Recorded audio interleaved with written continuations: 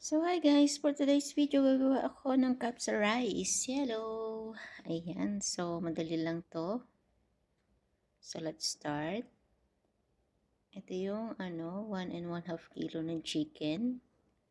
So unang ginagawa ko dyan, pinipigaan ko ng lemon.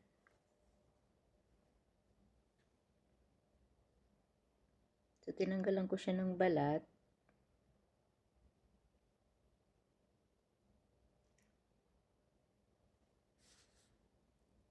So binababad ko siya sa lemon, salt, 2 teaspoon lang.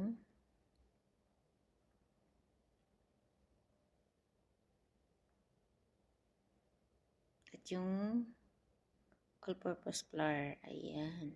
Kino-coat ko siya dyan para mawala yung langsa ng ating chicken. So, bababad natin siya at least 5 minutes.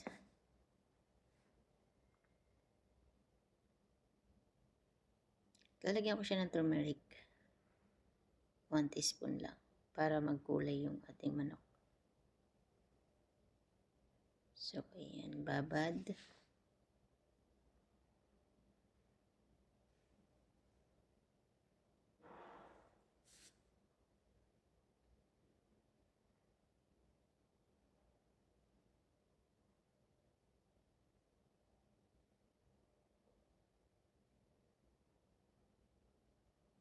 So, kailangan lahat mapigaan ng lemon. So, ito yung mga mga ingredients. Potato, bell pepper, tomato, 2.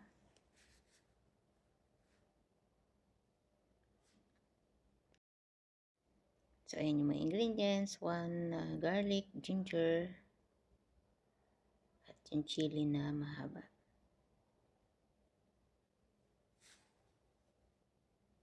Start na tayo. So, gigisa ko muna yung onion. Onion white yung ginagamit ko dyan.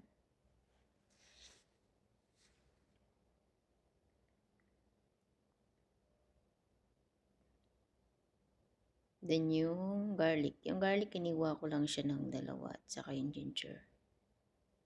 So, gisa. Gawin natin siyang golden brown.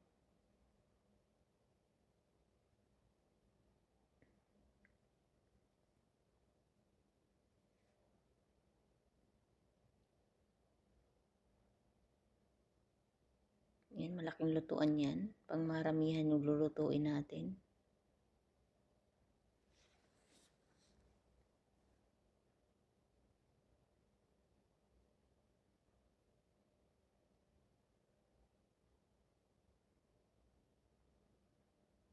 So, yan, pwede na. So, ilalagay ko na yung ating manok. Fried ko ng konti yan para maging golden brown yung chicken.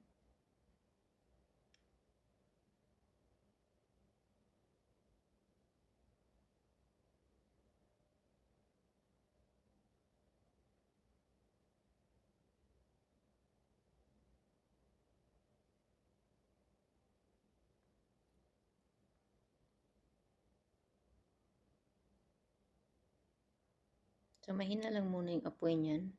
Kasi pag sobrang lakas yung apoy, didikit yung manok sa lutuan. So, adjust nyo lang yung apoy niya. Then, takpan. Ayan. So, medyo golden brown na yung chicken natin. Ayan, ilalagay ko na yung ating mga ingredients. Ayan, nakasulat lahat dyan. Halu-haluin.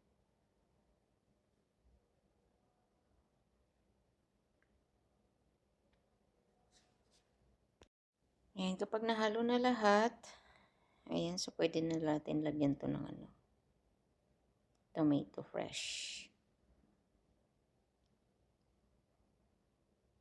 Ayan.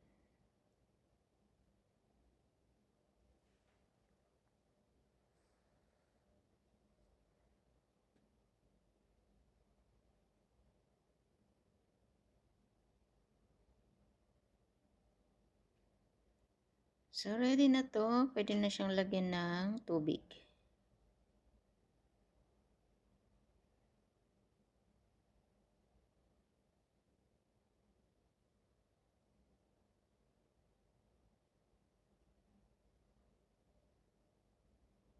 medyo golden brown na. So, nagpainit lang ako ng konting tubig. Lalagay ko na ito dyan. Yan. So, pakukuluan ko lang to ng 1.5 para lambot na lambot yung ating manok.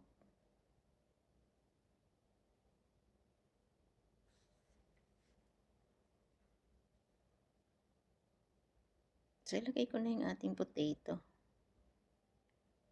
Ang potato kasi medyo matagal siya maluto. So, ayan na yung ating kabsa. Pakuluan natin to at wait ng 1 hour. Hanggang sa lumambot yung manok. Takpan. So, kulong-kulo na.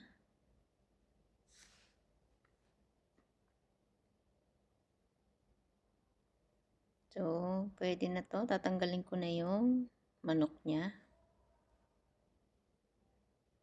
Ayan. So, separate natin siya sa sabaw.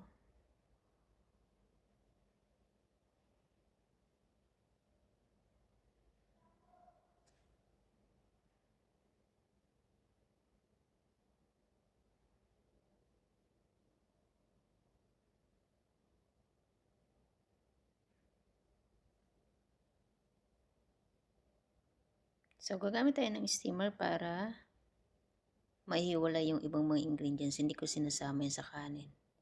Then, yung potato, syempre, ilalagay ko sa sa manok. Ayan. So, nawala na yung mga ingredients niya. Sinalin ko ng tubig. So, dadagdagan pa pala ito ng tubig kasi kulang siya. O, ayan. So, lagyan na yung rice.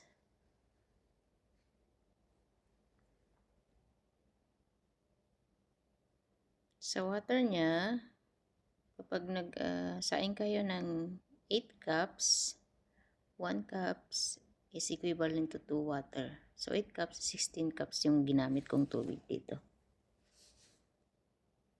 Pag nasobran siya ng tubig, masyado siyang maglalata. So, kailangan tamang measurement ng tubig. So, halu-haluin, tikman yung salt. Kung medyo okay na, taste natin. Kung sa medyo okay na to, so naglagay pala ako ng isang salt. Isang kutsara. Maliit kasi yung ginagamit ko dyan. Then, halu-haluin. Pwede na itong takpan. So, nagluluto ako ng rice, at least 10 minutes lang to.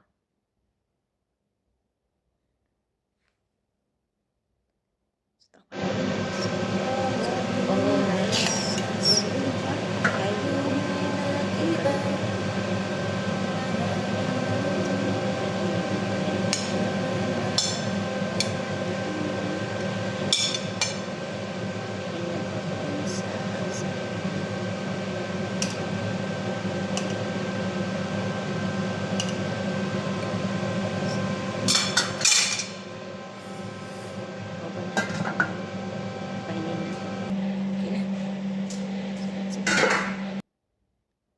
So, nalagyan na ako ng manok.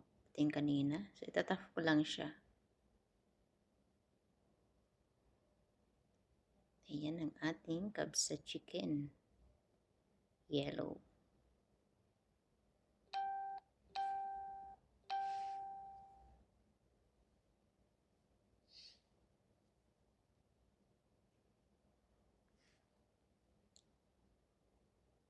So, ayan.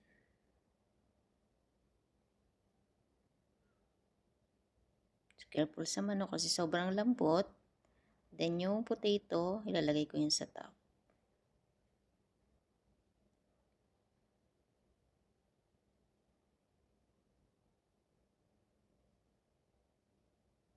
Ganyan ang pagluluto namin ng kabsa dito sa Kuwait. Yung potato.